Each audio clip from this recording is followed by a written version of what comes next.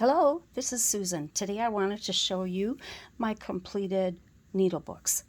I come from a large family of 7 children, being 6 girls and 1 boy, and my oldest sister passed away from Alzheimer's about a year and a half ago, and it was just devastating for our family to lose our first sibling.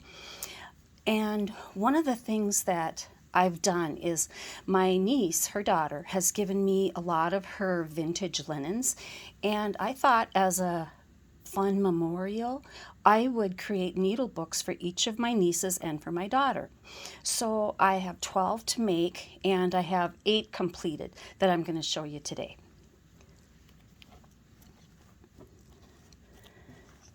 I tried to follow the color scheme, the favorite colors of my nieces. And so this first one, my niece's favorite color obviously is red.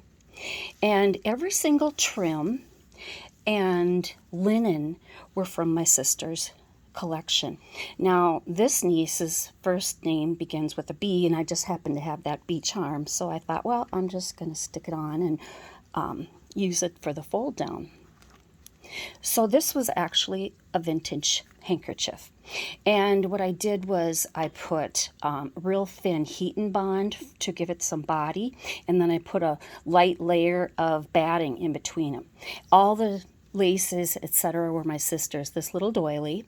And right here in the center, there was like a little spot, so I found this little applique in some of her things.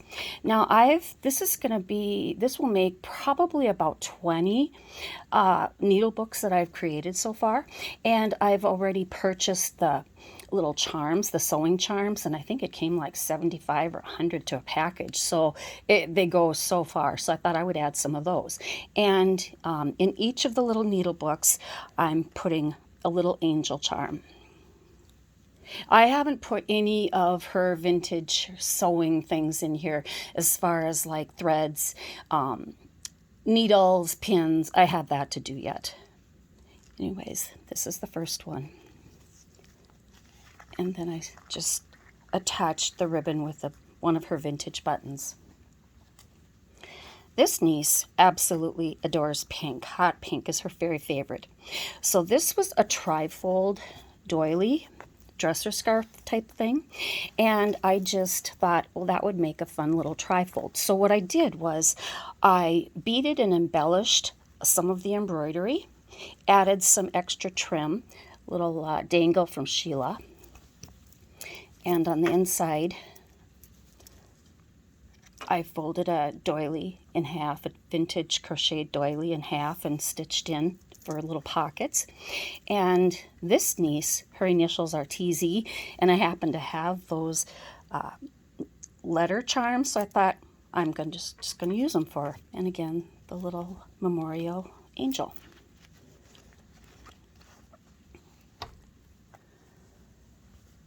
This beautiful blue beauty was an oval doily that had stitching, cross-stitching, and some embroidery stitches. And then my sister also in her collection had this little blue doily that I thought was just perfect. So I also added some, a little bead embellishment and sewing charms. And on the inside, the little scissors, and then just to brighten it up, I just sewed some blue beads in there along with the angel charm.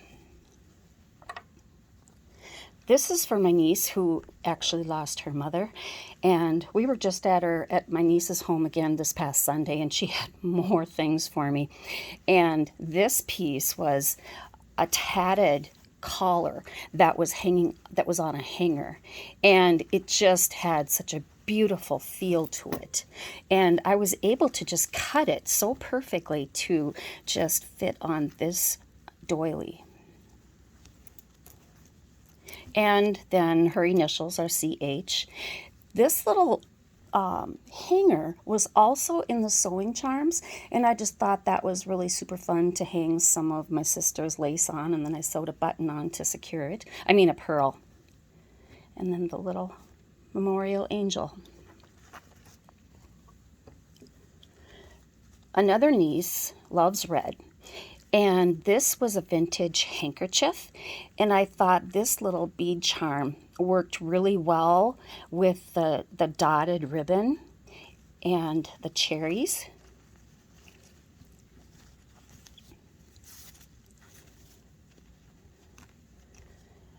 This was also a vintage pin that belonged to my sister that I just thought with the red it would just be perfect in this little needle keep, along with the little scissors and button and little doily that I'll be adding the pins and needles.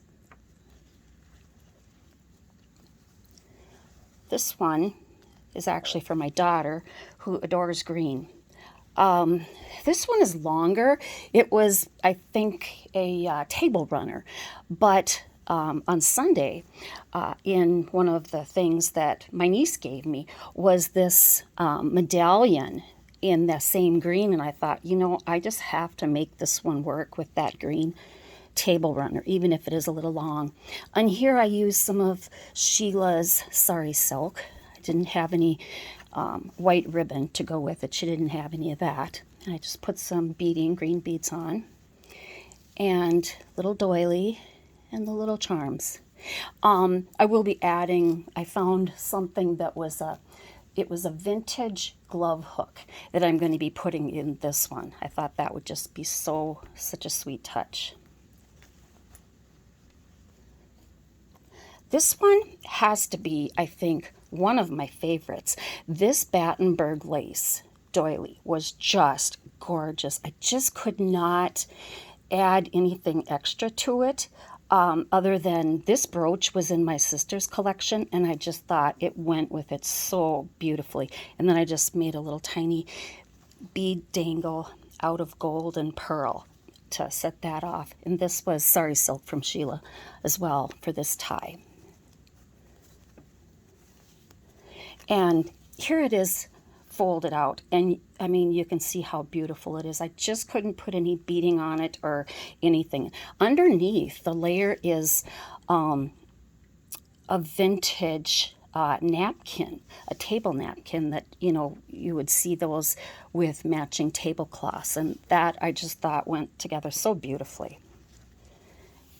And then the little charms, and these buttons I thought really complemented the colors well, and these were both in my sister's collection.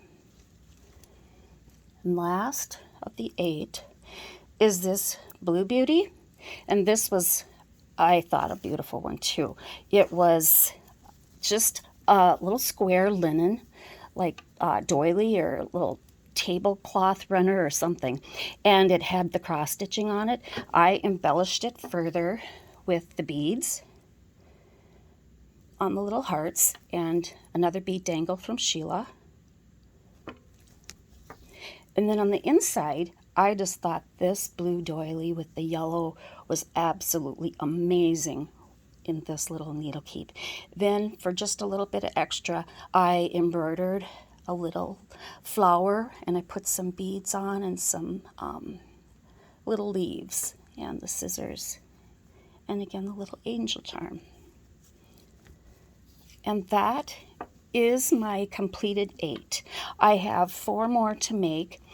Those nieces will not be attending our niece's sisters gathering this spring, so it wasn't quite the rush to get theirs completed, but I am going to be working on them within the next couple of days. And I was thinking I might just show you, make a little video of how I actually put them together, how I cut them, and how I layer them together. So if you're interested in that, you can let me know in the comments. And if you're new to my channel, I'd love it if you would subscribe. Thank you so much. Bye now.